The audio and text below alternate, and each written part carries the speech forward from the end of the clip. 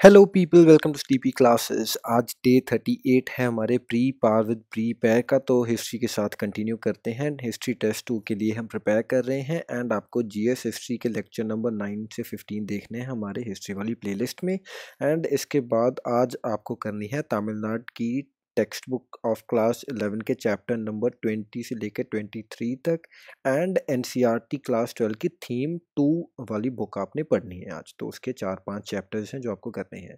तो सबसे पहले अगर हम तमिलनाडु की क्लास 11 की बुक टेक्स्ट बुक की बात करें तो उसमें जो मेजर टॉपिक्स हैं, सबसे पहले it is related to Mughals. तो जैसे कि मैं आपको पहले भी कई बार बता चुका हूँ जब हम एनसीईआरटीज़ कर रहे थे कि मुगल्स में हमारे लिए आर्किटेक्चर बहुत इंपॉर्टेंट है, एक तो मुगल्स का।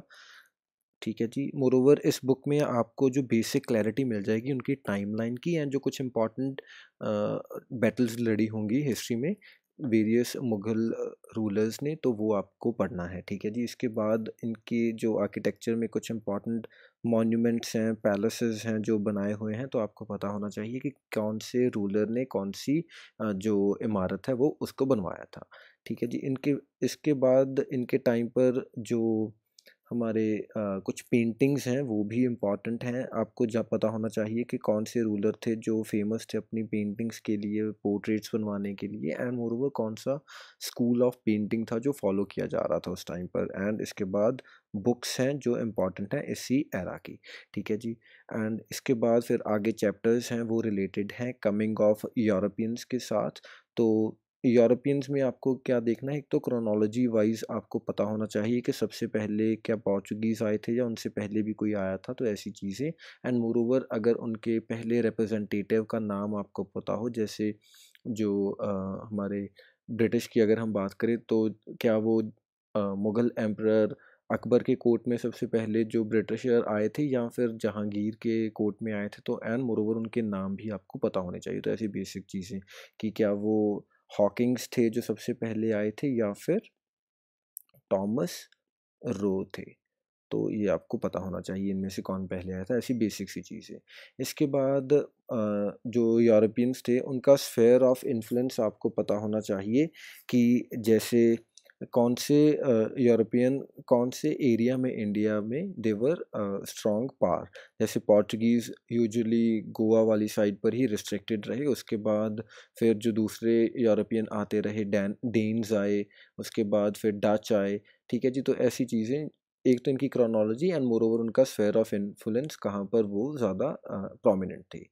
एंड फाइनली फ्रेंच आते हैं। उसके बाद कल्मिनेशन स्टार्ट होती है एंड फ्रेंच के कॉन्टेक्स्ट में उनके आने के बाद कार्नेटिक जो वॉर्स हैं वो बहुत इम्पॉर्टेंट हैं। ठीक है जी। तो कार्नाटिक वॉर्स के कॉन्टेक्स्ट में भी आपको पता होना चाहिए कि कौन सी बैटल के कौन हीरो रहे। तो जैसे 3 कार्नेटिक वॉर्स हुई थी, तो तीनों की बेसिक चीज़ें आपको पता होनी चाहिए, which was the winning side. तो ऐसी चीज़ें एंड मोरोवर कौन सी ट्रीटी कौन सी कर्नाटक वॉर से रिलेटेड थी। ठीक है जी। तो ये कुछ चीज़ें हुई हमारी तमिलनाडु की एनसीईआरटी से। उसके बाद हम चलते हैं क्लास 12 की एनसीईआरटी पर। तो इसमें जो 4-5 चैप्टर्स हैं, सबसे पहले ट्रैवलर्स से रिलेटेड है एक चैप्टर। तो ट्रैवलर्स के कॉन्टेक्स्ट में आपको उनकी जो मेजर फाइंडिंग्स हैं इंडिया के कॉन्टेक्स्ट में वो पता होनी चाहिए एंड कौन सी बुक उन्होंने लिखी थी, कहाँ से आए थे एंड कौन से किंग थे उस टाइम पर इंडिया में जब वो उनके जो राज्य है उसमें घूम रहे थे। इसके बाद फिर भक्ति सेंट्स आते हैं हमारे पास। तो भक्ति सेंट्स के कॉन्टेक्स्ट में आपके कल भी आपने कुछ पढ़ा होगा चीज़ें, तो वही चीज़ें हैं कि कौन से प्रोमिनेंट सेंट थे जो कंटेम्प्रेरी थे एक दूसरे के। एक तो ये मेन क्वेश्चन बन सकता है, पोटेंशियल क्वेश्चन। या फिर कौन से रिलीजन या सेक्ट में वो इंस्ट्रूमेंटल थे वो सेंट एंड कौन सी डेटी को वो वर्शिप करते थे। या फिर वो क्या सगुन व सगुन भक्ति के लिए जाने जाते थे या फिर निर्गुण भक्ति के लिए जाने जाते थे। तो ये सब कुछ बेसिक चीज़ें हैं, आपको पता होना ज़रूरी है। ठीक है जी। इसके बाद फिर हमारे पास एक चैप्टर है विजयनगर एम्पायर के साथ। तो अगेन विजयनगर एम्पायर के प्रोमिनेंट किंग, यहाँ का आर्ट एंड आर्किटेक्चर भी इम्पॉर्टेंट है।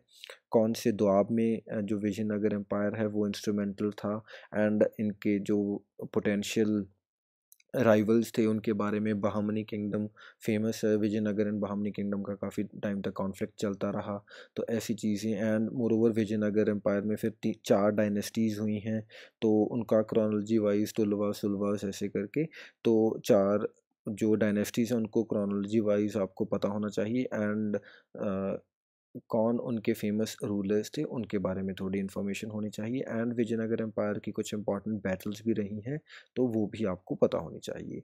इसके बाद फाइनली हमारे पास मुग़ल एम्पायर से रिलेटेड है, तो Mughal courts and Mughal empire से रिलेटेड जो भी बुक में चीज़ें गिवन हैं, जो थीम्स वाली एनसीईआरटी है बेसिकली, ये क्रोनोलॉजी से डील नहीं करती, ये कुछ ऐसी बेसिक चीज़ें उठाकर उनके कॉन्टेक्स्ट में चीज़ें डिस्कस की जाती हैं। जैसे मुग़ल कोर्ट्स का जो कौन सी लैंग्वेज थी, कैसे कोर्ट फंक्शन कर रहे थे, तो ऐसी चीज़ों पर इनका थोड़ा ज़्यादा ध्यान है।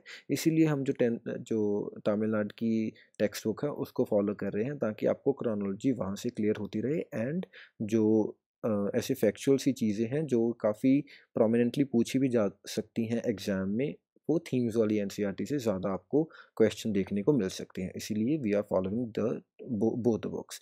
ठीक है जी, तो ये कुछ चीज़ें थी। आई गेस हिस्ट्री में आपको मैं कुछ ज़्यादा और नहीं बता पाऊँगा, क्योंकि यूजुअली वही हमारा बेसिक सा रूल रहा है कि आपको एक तो देखना है कि कौन से कुछ इंपॉर्टेंट टर्म्स अगर दिख रही हैं तो उनके बारे में जानना है स्पेसिफिकली। जो थीम्स वाली एनसीईआरटी हैं उनमें से तो यही चीज़ निकल कर आती है।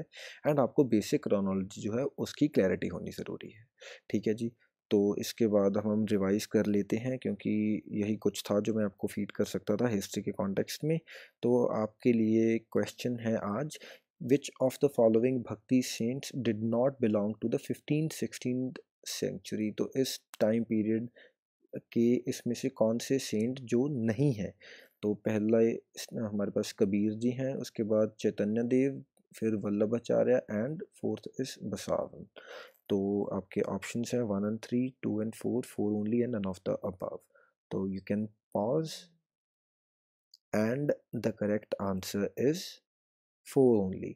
ठीक है जी, तो ये जो पहले 3 सेंट हैं, the they belong to the 15th and 16th century era, लेकिन जो बसावन थे ये 12th सेंचुरी के अराउंड के टाइम पीरियड में आए थे। एंड अगर आपने जो कल वाली एनसीईआरटी है 7th की एनसीईआरटी उसको ध्यान से देखा होगा, तो पूरा जो मैप गिवन है उसमें various time frames and even कि उनकी रीजन्स भी गिवन है कि वो कहाँ पर प्रोमिनेंटली उनका जो स्फेयर ऑफ इन्फ्लुएंस था, तो इसीलिए इम्पॉर्टेंट है। एंड इनके बारे में आप थोड़ा और देख लीजिएगा कि कौन से डेटी को ये वर्शिप करते थे। एंड जैसे बसावन के कॉन्टेक्स्ट में लिंगायत्स भी आते हैं एंड वीर शैव भी आते हैं, तो इनके बारे में भी आपको जानना है। दोनों में डिफरेंस है। एंड मोरोवर प्रोमिनेंटली ही जो रिसेंटली अगर हम बात करें, सॉरी, तो कर्नाटक में ये इशू भी उठा था कि इनको अलग से एक रिलीजियस डिनोमिनेशन मान लिया जाए, तो इसलिए थोड़ा करंट अफेयर के पॉइंट ऑफ व्यू से भी जो लिंगायत्स एंड वीर शैव हैं ये इंपॉर्टेंट है, तो इनके बारे में आपको थोड़ा रिसर्च करना पड़ेगा। ठीक है जी, so that is all for today. Thank you for watching. मिलते हैं कल। कल आपको टेस्ट भी अटेम्प्ट करना है हिस्ट्री का, तो थोड़ा कम ही काम है वैसे, कमर कस ली जाए फिर। हाँ, बाय बाय।